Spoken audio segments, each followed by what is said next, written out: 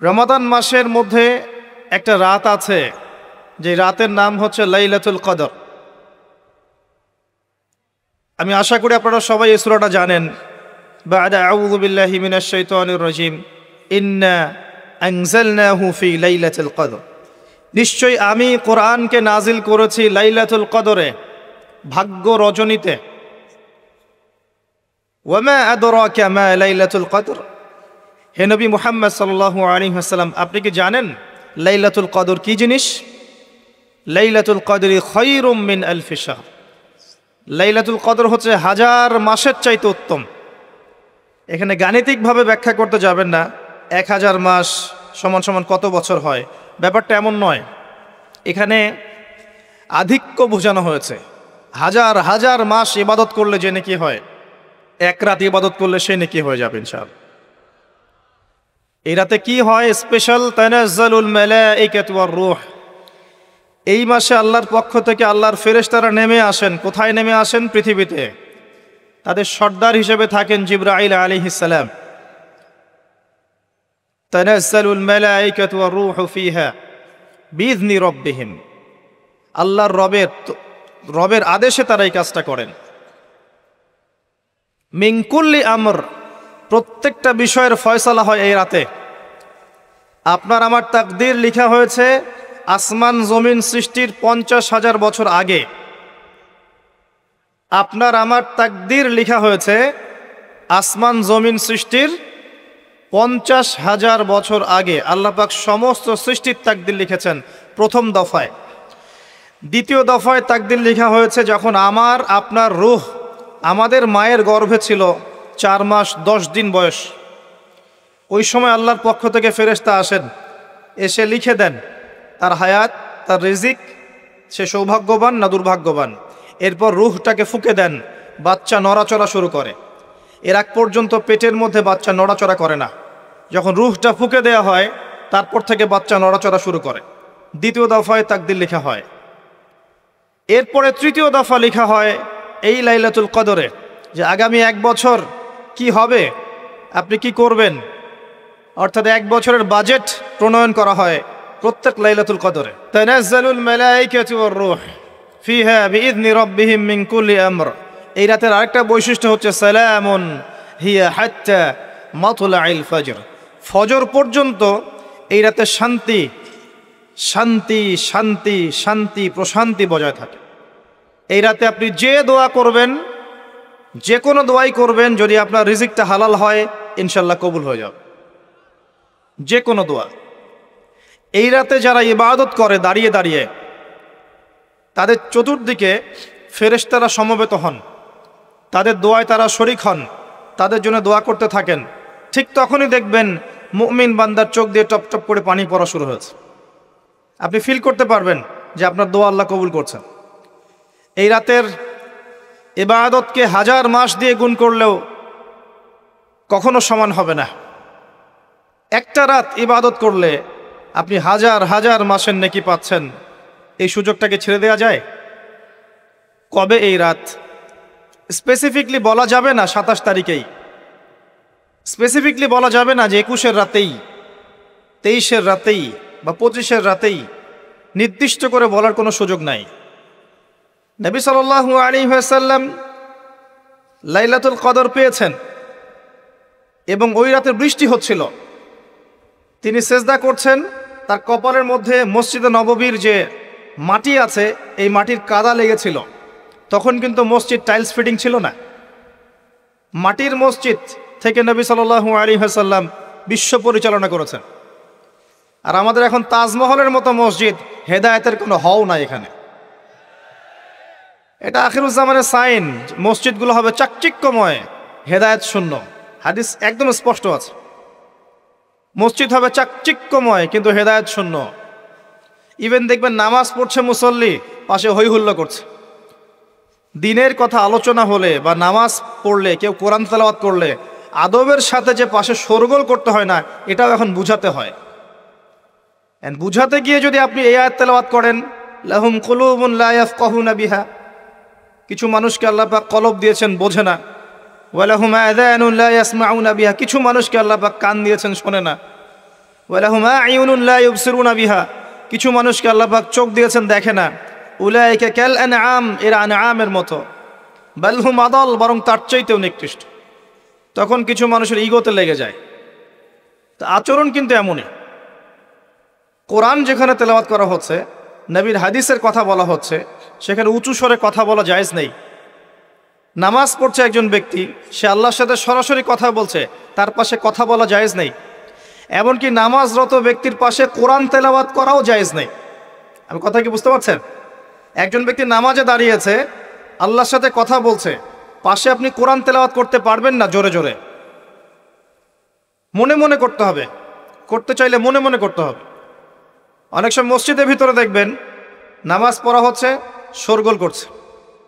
নবী সাল্লাল্লাহু আলাইহি ওয়াসাল্লাম বলেছিলেন, আখিরুজ্জামানে, তিরমিজিতে আছে হাদিসটা, আখিরুজ্জামানে ইসলামের নামটুকু থাকবে, ইসলামের প্রকৃত বিষয়গুলো থাকবে না।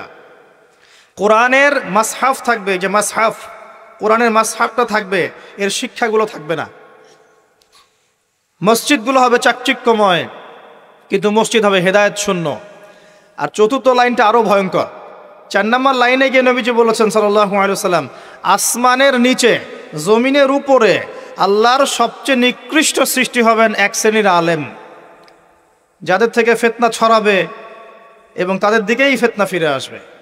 তিরমিজির মধ্যে হাদিসটা আছে, যে কোনো আলেমকে জিজ্ঞাসা করেন এটা কোন শ্রেণীর আলেম, এটা বোঝার জন্য আপনার পিএইচডি করার দরকার নাই। যারা দিনকে দুনিয়ার বিনিময়ে বিক্রি করেছে, তারাই সেই শ্রেণীর আলেম। যারা সত্য কথা বলতে ভয় পেয়েছে, তারাই সেই শ্রেণীর আলেম। যারা সত্যকে মিথ্যার সাথে মিশ্রিত করেছে, তারাই সেই শ্রেণীর আলেম। এবং যারা ইসলামের নামে উম্মাকে শতদা বিভক্ত করে দিয়েছে, এরাই সেই শ্রেণীর আলেম। নবী করিম সাল্লাল্লাহু আলাইহি ওয়াসাল্লাম বলেছেন, লাইলাতুল কদর আমি পেয়েছি, কপালে কাদামাটি ছিল, বৃষ্টি হচ্ছিল, তার মানে ওই রাতে বৃষ্টি হতে পারে, ওই রাতে বৃষ্টি হতে পারে। লাইলাতুল কদরের আলামত, রাতের বেলা বৃষ্টি হতে পারে। বৃষ্টি হয়েছে, তিনি নামাজ পড়েছেন, কপালের মধ্যে কাদা লেগেছিল, তিনি বের হয়েছেন, সাহাবীদেরকে বলবেন কোন রাতটা লাইলাতুল কদর, আজকের রাতটা লাইলাতুল কদর, এটা বলতে বের হয়েছেন। বের হয়ে দেখছেন দুজন মুসলিম আপোষে ঝগড়া করছে। লিসেন টু মি, দুজন মুসলিম আপোষে ঝগড়া করছে। আমরা বলি না যে মুসলিমদের মাঝে ইখতিলাফগুলো রহমত, আমরা বলি না? দুজন মুসলিম আপোষে ঝগড়া করছে, এই কাজটার কারণে আল্লাহ রাব্বুল আলামিন নবী সাল্লাল্লাহু আলাইহি ওয়াসাল্লামের হৃদয় থেকে এই কথাটাকে তুলে নিলেন। তিনি আর বললেন না এক্স্যাক্টলি কোন রাতে লাইলাতুল কদর ছিল, তিনি বলতেই বেরিয়েছিলেন যে কোন রাতে লাইলাতুল কদর ছিল। আমাদের ইখতিলাফের কারণে আমরা সেই নির্দিষ্ট রাতটাকে হারিয়ে ফেলেছি। তবে এর মধ্যেই খায়ের আছে, এর মধ্যেই কল্যাণ আছে। আরবিতে একটা প্রবাদ আছে, কুল্লু শার ইউজাদু ফিহিল খায়র, প্রত্যেকটা অকল্যাণের পিছনেই কোনো না কোনো কল্যাণ আছে। নির্দিষ্ট করে বলে দিলে আমরা বাকি রাতগুলো জাগতাম না। নবী সাল্লাল্লাহু আলাইহি ওয়াসাল্লাম এখন বললেন যে আমাকে ভুলিয়ে দেয়া হয়েছে কোন রাত, তোমাদের ঝগড়ার কারণে। অতএব তোমরা শেষ দশকের বিজোড় রাতগুলোকে তালাশ করো। শেষ দশকের বিজোড় রাত বলতে 21-এর রাত, 23-এর রাত, 25, 27, 29, এই 5টা রাতের যে কোনো একটা লাইলাতুল কদর। এই রাতে ইবাদত করলে এত নেকি হচ্ছে, কারণটা কি? রাত আর দিন কি ডিফারেন্ট কিছু? প্রত্যেক রাতেই কিন্তু আল্লাহ পাক প্রথম আসমানে নেমে আসেন, প্রত্যেক রাতে, শুধু শবে বরাতের রাতে নয়, শুধু নিসফে শাবানের রাতে নয়, কিন্তু প্রত্যেক রাতেই আল্লাহ পাক প্রথম আসমানে নেমে আসেন। তিনি কিভাবে নেমে আসেন এটা ব্যাখ্যা করার দরকার নেই আমাদের। আল্লাহ পাক বলেছেন নেমে আসি, বাস আসি। কারণ সবকিছু আমরা যুক্তি, বিজ্ঞান, দর্শন দিয়ে প্রমাণ করতে পারবো না। পারবো? সায়েন্সকে জিজ্ঞাসা করেন যে স্বপ্নের ব্যাখ্যা কি, ঘুম কাকে বলে, আত্মা কাকে বলে, আত্মা কঠিন না তরল না বায়বীয়, পারবে সায়েন্স ব্যাখ্যা করতে? কবরের আযাব কি, জিন জাতি কি, জিন জাতি কাকে বলে, জিন জাতি কেমন দেখতে, মালায়েকা কেমন, তারা কিভাবে কাজ করে, তাদের ফাংশন কি, তারা কি ব্যাখ্যা করতে পারবে? আমাদের একটা চেতনা তৈরি হয়েছে, সায়েন্স যা বলবে তাই সত্য। এই চেতনা পুরোপুরি সত্য নয়। কোরআন এবং সুন্নাহ, আল্লাহ এবং তার রাসূল যা বলবেন সেটাই চূড়ান্ত সত্য। এর বাইরে সত্য মিথ্যার চূড়ান্ত কোনো মানদণ্ড নাই। হ্যাঁ, সায়েন্সের ভিত্তি আমরাই দিয়েছি, এটা অমুসলিমরা দেয়নি, এর ভিত্তি মুসলিমরা দিয়েছে। পরবর্তীতে এরা এর উপর ঘষা মাজা করেছে। এখন সায়েন্টিফিক এবং টেকনোলজিক্যাল রেভলিউশন আসছে পশ্চিমা সভ্যতা থেকে, কিন্তু এই সভ্যতার ধারক বাহক ছিলাম আমরা। সভ্যতা এদের দ্বারা শুরু হয়নি, সভ্যতা নবীদের দ্বারা শুরু হয়েছে। তো সব কিছু সায়েন্স দিয়ে ব্যাখ্যা করা যাবে এমন নয়, কারণ সায়েন্সের সীমাবদ্ধতা আছে, আল্লাহর জ্ঞানের কোনো সীমাবদ্ধতা নাই। তো আল্লাহ নেমে আসেন, ব্যাস নেমে আসেন। নেমে এসে আল্লাহ পাক কি বলেন? আল্লাহ পাক তিনটা কথা বলেন। রাতের শেষ অংশ, রাতকে ভাগ করেন। যদি 6টার সময় রাত শুরু হয়, রাত কিন্তু রাত 12টায় শুরু হয় না, সূর্য ডুবে গেলেই রাত শুরু হয়, এটাই ইসলাম। এখন 6টা থেকে আপনি এই 5টা পর্যন্ত সময়টাকে 3 ভাগে ভাগ করেন।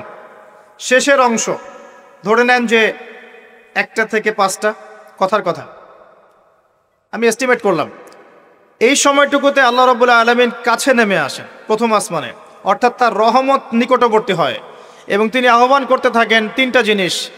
1, কে আছো? আমার কাছে কিছু চাইবে, যা চাইবে আমি তাই দিব। 2, কে আছো? আমার কাছে ক্ষমা চাইবে, আমি তোমাকে মাফ করে দেব। 3, কে আছো? কে আছো আমাকে ডাকবে, আমি তোমার ডাকে সাড়া দেব। মানে এই সময় আপনি যা চাইবেন ইনশাআল্লাহ, আপনার আকীদায় যদি শিরক না থাকে, আমলে যদি বেদাত না থাকে এবং আপনার রিজিক যদি হালাল হয়, ইনশাআল্লাহ তাআলা আপনার দোয়া কবুল করা হবে। আল্লাহ পাক প্রত্যেক রাতেই নেমে আসেন। তাহলে লাইলাতুল কদরকে এত স্পেসিফিকলি ইম্পর্টেন্স দেওয়ার কারণ কি? একটাই কারণ, মনে রাখবেন, লাইলাতুল কদরকে মর্যাদামণ্ডিত করার এবং রমাদান মাসকে শ্রেষ্ঠ মাস মর্যাদামণ্ডিত করার একটা কারণ, only one reason behind it, সেটা হচ্ছে এই মাসে এবং এই রাতে আল কোরআন নাজিল হয়েছে। কথা কি বুঝতে পারছেন? কোরআন নাজিলের কারণেই এই মাসটা মহামান্বিত, কোরআন নাজিলের কারণেই এই রাতটা সম্মানিত। ইন্না আনজালনাহু ফি লাইলাতুল কদর। আসুন সামনে যাই। নবী করিম সাল্লাল্লাহু আলাইহি ওয়াসাল্লাম যখন এই জাহেলি যুগে বাস করছেন, এই লাইলাতুল কদরে রমাদান মাসে আল্লাহ পাক কোরআন নাজিল করলেন। কি জন্য নাজিল করলেন? কারণ এই সমাজটাকে পরিবর্তন করার জন্যে, সমাজের জাহিলিয়াতগুলোকে দূর করার জন্যে নবী করিম সাল্লাল্লাহু আলাইহি ওয়াসাল্লাম প্রচণ্ড ফিকির করতেন।